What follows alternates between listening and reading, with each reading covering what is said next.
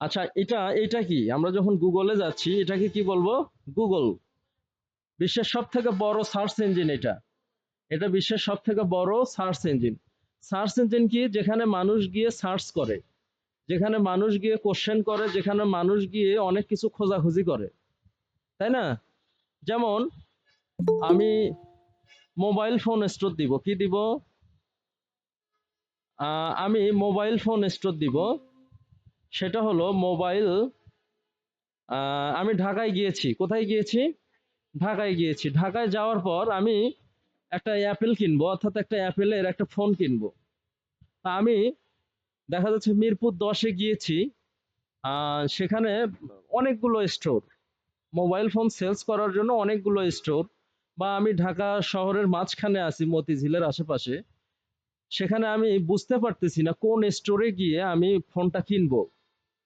তাহলে অবশ্যই আমাকে গুগলে সার্চ করতে হবে যে কোন স্টোরটা ভালো, তাই না? তাহলে best mobile phone store in Dhaka, এইটা দিয়ে আমি যখন সার্চ দিব তখন গুগল আমাকে বেশ কিছু রেজাল্ট দেখাবে। কি দেখাবে? রেজাল্ট। অর্থাৎ সার্চ ইঞ্জিন হচ্ছে এমন একটা ইঞ্জিন, যেই ইঞ্জিনে আমরা বেসিক্যালি সার্চ করব। কি করব? সার্চ করব, অথবা কোনো কিছু খুঁজবো, কোনো কিছু অনুসন্ধান করব, কোনো দেখা যাচ্ছে কোম্পানি খুঁজবো, কোনো কিছুর রিভিউ খুঁজবো, কোনো ইমেজ খুঁজবো, কোনো ভিডিও খুঁজবো, কোনো ফোরাম খুঁজবো, অথবা কোনো নিউজ ম্যাপ।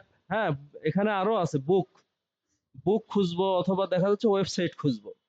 তাহলে মোটামুটি অনেক টাইপের অনলাইন যে পরিষেবা, হ্যাঁ, অথবা ইনফরমেটিভ যে পরিষেবা, ইনফরমেটিভ যে সোর্স, এগুলো খোঁজার জন্য আমরা সার্চ ইঞ্জিন ব্যবহার করব। আচ্ছা, শুধু কি খোঁজার জন্যই সার্চ ইঞ্জিন ব্যবহার করা হয়? আমরা যেমন what's the capital of Bangladesh, আমরা যদি বাংলাদেশের ক্যাপিটাল খুঁজি তাহলে আসতেছে ঢাকা। আচ্ছা, তাহলে সার্চ ইঞ্জিন কি শুধু আমাদেরকে সোর্স দিচ্ছে, অ্যান্সারও করতেছে, তাই না? যে কোনো কোশ্চেন, যেমন what's the treatment of COVID-19, তাহলে এইখানে আমাদের ট্রিটমেন্ট দিয়ে দিচ্ছে, তাই না? অর্থাৎ আমরা যদি কোনো কোশ্চেন করি, সেই কোশ্চেনেরও অ্যান্সার আমাদেরকে গুগল অথবা সার্চ ইঞ্জিন দিয়ে দিচ্ছে, তাই না? আচ্ছা, এখন ফেসবুকেও কিন্তু একটা সার্চ বার আছে, ওইটাও একটা সার্চ ইঞ্জিন। ফেসবুকে একটা সার্চ বার আছে না? আমরা সার্চ করি না ফেসবুকে?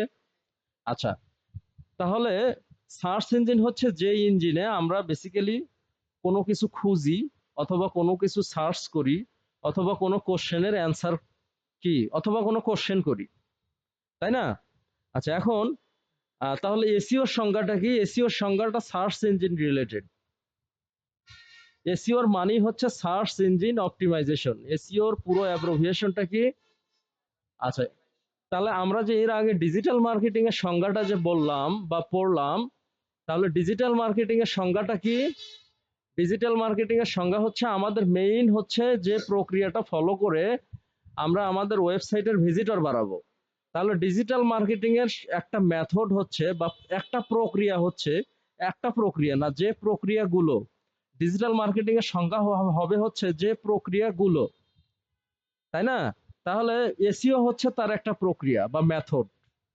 এসইও হচ্ছে কি? আচ্ছা, এই ডিজিটাল মার্কেটিং এর অনেকগুলো মেথড আছে, যেই মেথডগুলো ফলো করলে আমাদের ওয়েবসাইটে ভিজিটর আসবে। কি আসবে? ভিজিটর আসবে, অথবা সেলস আসবে। তাহলে এসইও সংজ্ঞাটা হচ্ছে, এসইওটা কি? একটা মেথড। তাহলে এসইও সংজ্ঞাটা কি? আবার সেম, যে প্রক্রিয়াটা ফলো করলে আমরা গুগলে সার্চ ইঞ্জিনে প্রথম পেজের দিকে আসতে পারবো, সেই প্রক্রিয়াগুলোর সমন্বয়কে এসইও বলে। ক্লিয়ার? তাহলে এসইও হচ্ছে ডিজিটাল মার্কেটিং এর টপ একটা মেথড। অনেকেই বলে সোশ্যাল মিডিয়া টপ মেথড, কিন্তু আমার মতে এসইওটাই টপ একটা মেথড। আচ্ছা, কারণ গোটা বিশ্বের প্রায় 80 থেকে 90% মানুষ গুগলে নিয়মিত সার্চ করে, অনলাইন যারা ব্যবহারকারী। হ্যাঁ, তো যেহেতু সার্চ করে, তাহলে আমার বিজনেসটাও গুগলে যদি র্যাঙ্ক করি, তাহলে সার্চ থেকে আমি অনেক ভিজিটর পাবো। এখন আমি এটা দিয়ে সার্চ করলাম, তাই না? তাহলে সার্চ ইঞ্জিন কি করছে, অনেকগুলো বিজনেস এখানে লিস্টিং করছে, তাই না? প্রথম যে লিস্টিং গুলো আমরা দেখতে পাচ্ছি সেগুলো হচ্ছে গুগল ম্যাপ, তাই না? এগুলো হচ্ছে Google map. Google map basically verified যে বিজনেস গুলো আছে, যে কোম্পানিগুলো আছে, যে কোম্পানির একটা অফিস আছে অথবা যে কোম্পানির একটা ঠিকানা আছে, হ্যাঁ, সেই রকম যে বিজনেস গুলো গুগল ম্যাপ কি করে, লিস্টিং করে। গুগল ম্যাপে আমরা লিস্টিং করতে পারবো ওই ধরনের কোম্পানিগুলো, তাই না? তো গুগল বেসিক্যালি ওই ম্যাপগুলোকে এখানে লিস্টিং করছে। লিস্টিং করা মানে ও সার্ভারে অ্যাড করা। আমরা যা কিছু দেখতেছি এগুলো হচ্ছে লিস্টিং রেজাল্ট, বা সবগুলোই এক একটা লিস্টিং। সবগুলোই এক একটা কি, এই কোম্পানিটা একটা লিস্টিং, এটা একটা লিস্টিং, এটা একটা লিস্টিং। তাহলে আমি সার্চ দিলাম mobile phone store in Dhaka দিয়ে, এগুলো কিন্তু মোবাইল ফোন স্টোর। তাহলে এটা একটা স্টোর। এখন যদি এইখানে গিয়ে আমি এর ওয়েবসাইটে গিয়ে, হ্যাঁ, এদের ঠিকানা দেখে আমি যদি এদের লোকেশনে চলে যাই, তাহলে ভিজিটরটা কোথায় থেকে আসলো? গুগল থেকে, তাই না? ভিজিটরটা আসলো কিন্তু গুগল থেকে। অথবা এখানে কল করার অপশন আছে গুগল, এই যে এখানে কল করার অপশন আছে।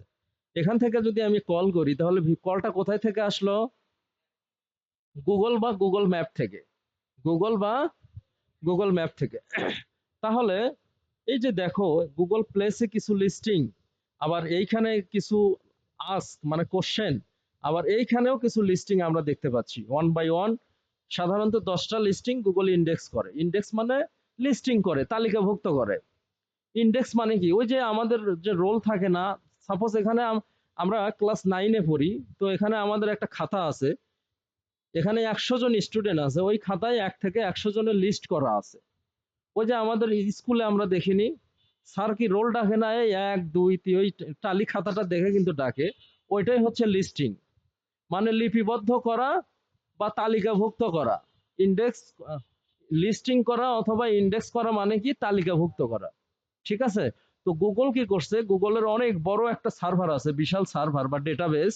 ডেটাবেস মানে যেখানে ডেটা রাখা হয়, ওইটাও আমাদের ডেটাবেস। আমাদের ওই টিচার খাতা দেখে যেরকম বলে 1 2 3, আমরা কি দাঁড়ায় গিয়ে নাম বলি, ইয়েস স্যার, প্রেজেন্ট স্যার বলি, তাই না? তো গুগল অ্যাজ লাইক অ্যাজ ওই খাতার মতোই গুগলের একটা সার্ভার আছে। কি আছে? সার্ভার আছে। যেই সার্ভারে গুগল বেসিক্যালি এই ওয়েবসাইট গুলো লিস্টিং করে। শুধু কি ওয়েবসাইট লিস্টিং করে? গুগল আরো কি কি লিস্টিং করে? ইমেজ লিস্টিং করে। যখন আমরা ইমেজে যাব তখন ইমেজ দিয়েও আমরা একটা কোম্পানিকে খুঁজে সেখানে যেতে পারবো।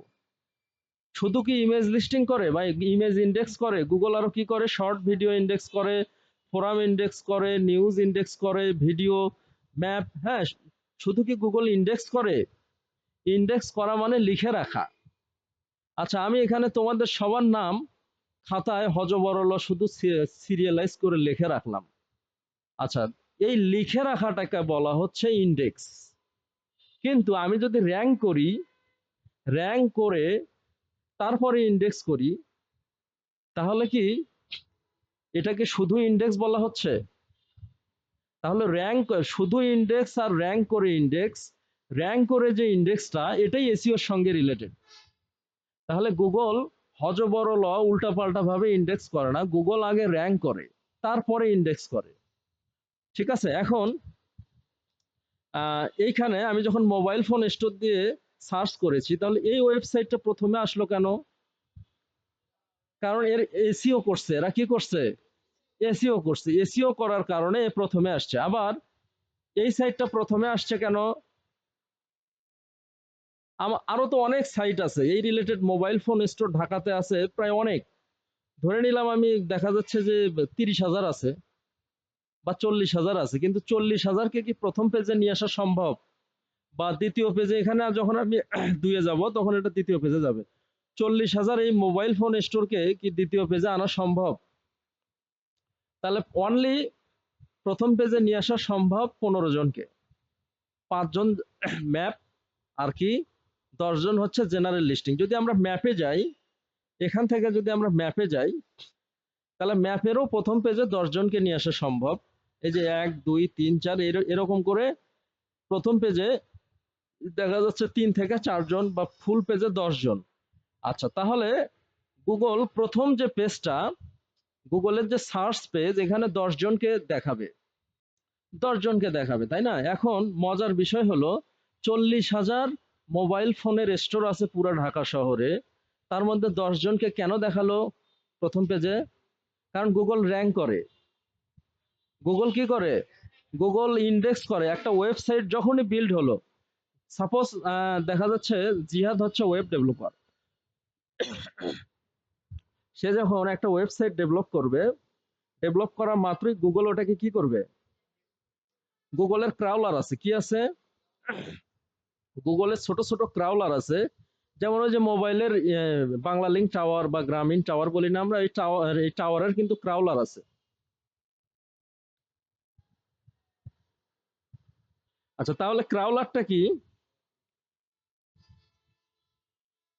ক্রাউলার হচ্ছে সফটওয়্যার বা একটা আকর্ষণ, বা একটা দেখা যাচ্ছে আহ, যখন একটা প্লেন যায় তখন ওই প্লেনটাকে কিভাবে ধরে, রাডার কিভাবে ধরে, রাডারেরও ক্রাউলার আছে।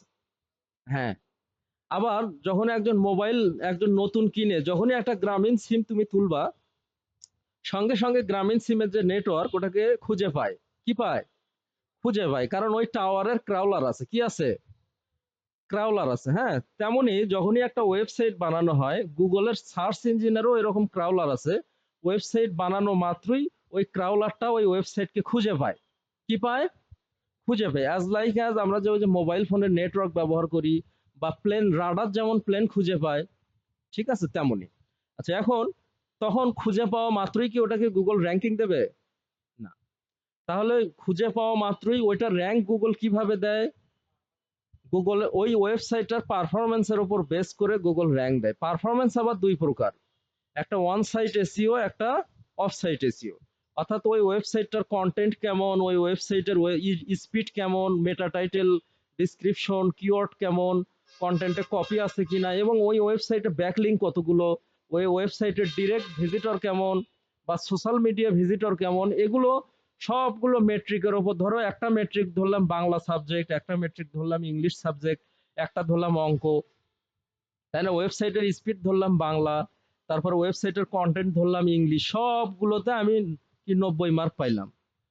তখন সবগুলোতে যদি আমি 90 মার্ক পাই, তখন আমি A+, অর্থাৎ প্রথম পেজে আসবো বা প্রথম প্লেসে আসবো। এই যে রেজাল্টটা, এটা কিন্তু প্রথম প্লেস, এগুলো না, এগুলো ম্যাপের রেজাল্ট। এই রেজাল্টটাকে বলা হচ্ছে ফার্স্ট প্লেস। আর এই বাদ বাকি যে রেজাল্ট গুলো, এগুলোকে বলা হচ্ছে প্রথম পেজ। তাহলে ফার্স্ট পেজ আর ফার্স্ট প্লেসের মধ্যে কিন্তু পার্থক্য আছে। ফার্স্ট পেজে আমরা যে রেজাল্ট গুলো দেখতেছি সবগুলো কি বলা হচ্ছে ফার্স্ট পেজ রেজাল্ট। আর এই যে এই রেজাল্টটা যে প্রথমে ম্যাপে, অথবা এটা কিন্তু ম্যাপের রেজাল্ট, আর এটা জেনারেল গুগল রেজাল্ট, এটাকে বলা হচ্ছে ফার্স্ট প্লেস রেজাল্ট। তাহলে তেমনি গুগল দেখা যাচ্ছে আমাদেরকে গাইড করে যে তোমরা এগুলো এগুলো করো, অন পেজ এসইও করো, অফ পেজ এসইও করো, ওয়েবসাইটটার ডিজাইন সুন্দর করো, কন্টেন্ট সুন্দর করো, স্পিড বাড়াও, তাই না? তারপরে ওয়েবসাইটের ব্যাকলিঙ্ক বৃদ্ধি করো, ভিজিটর বাড়াও, তাহলে আমি র্যাঙ্ক দেব। কি দেব? র্যাঙ্ক দেব। এখন সাবজেক্ট কতগুলো তাহলে? তাহলে যে প্রক্রিয়াগুলো ফলো করে আমি সার্চ ইঞ্জিনের প্রথম পেজে আসতে পারবো, সেই প্রক্রিয়াগুলোকে এসইও বলে। তাহলে এটা সার্চ ইঞ্জিন, আমরা এসইও কেন করব? সার্চ ইঞ্জিনের এই প্রথম পেজে আসার জন্য, বা অনেকেই বলে প্রথম প্লেস, তাই না?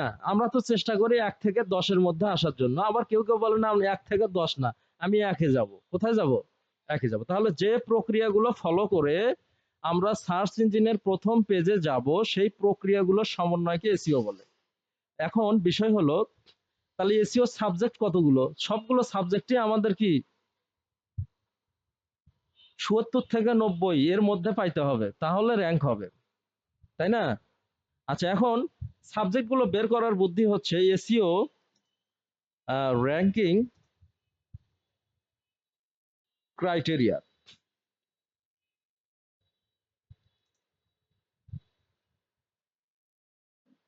আচ্ছা, তাহলে এসইও র্যাঙ্কিং ক্রাইটেরিয়া কোনগুলো? এগুলো হচ্ছে আমাদের সাবজেক্ট। আমরা যখন এসএসসি পাস করি, আমাদের সাবজেক্ট কি একটা ছিল? তেমনি এসইও সাবজেক্টও একটা না, ডিজিটাল মার্কেটিং ও সাবজেক্টও একটা না, অনেকগুলো। সো এসইও তে আমার একটা বিজনেস, সাপোজ এই যে এটা আমার ওয়েবসাইট, তো আমি চাচ্ছি এই ওয়েবসাইটটা আমি ফার্স্ট পেজে কিন্তু আছে। হ্যাঁ, আমি আরো অন্য অন্য কিওয়ার্ডের বিপরীতে আমি ফার্স্ট পেজে আসব। তখন হ্যাঁ, গুগল বলতেছে তোমরা এই সাবজেক্ট গুলোতে পাস করো, তাহলে আমি প্রথম পেজে নিয়ে আসব। সেটা কি, কন্টেন্টের কোয়ালিটি ইমপ্রুভ করো। গুগল বলে কন্টেন্ট ইজ কিং, কন্টেন্টই রাজা। অর্থাৎ কন্টেন্ট যার ভালো ওইটাতে সব থেকে মার্ক বেশি দেয়। সব সাবজেক্টে গুগল কিন্তু সেম মার্ক দেয় না।